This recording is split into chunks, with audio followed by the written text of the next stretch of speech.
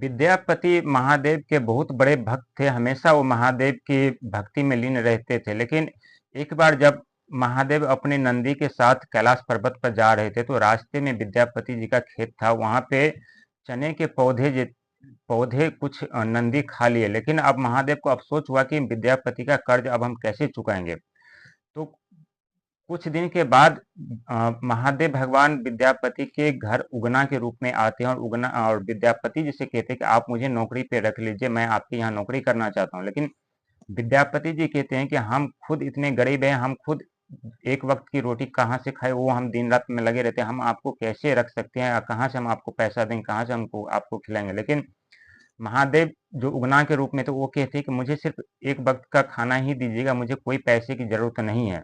विद्यापति जी मान जाते हैं और अपने यहाँ नौकरी पर महादेव भगवान को रख लेते हैं। लेकिन जब एक दिन अपने मित्र से दूसरे राज्य विद्यापति को मिलने जाना था तो काफी धूप था, सुनसान रास्ता था, कहीं पानी नहीं था। तो जब आधे रास्ते में जब गए पहुंचे तो वहां पे विद्यापति को काफी प्यास लगे। तो उगना से कहते हैं महादेव भगवान से कि उगना, मुझे प्यास के बिना अब मैं जीवित नहीं रह सकता, कहीं से तुम पानी का व्यवस्था करो।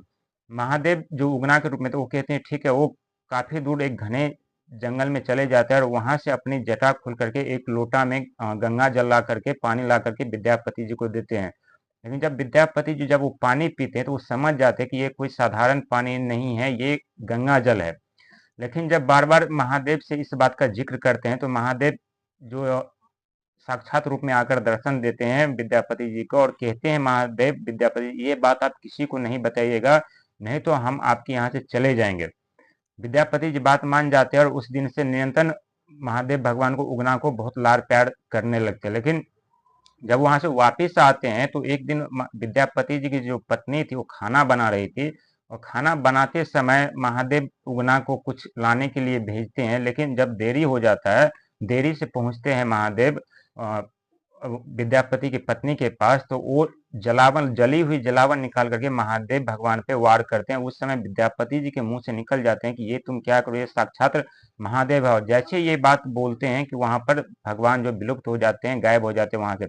और तभी विद्यापति जी दर दर भटकने लगते हैं, महादेव के खोज में काफी हताश परेशान हो जाते हैं। जब महादेव देखते हैं कि अब इनकी मौत हो जाएगी, अब ये बचने वाले नहीं, तो एक बार उनको विद्यापति जी को आकर के महादेव भगवान दर्शन दे करके फिर वापिस चले जाते हैं।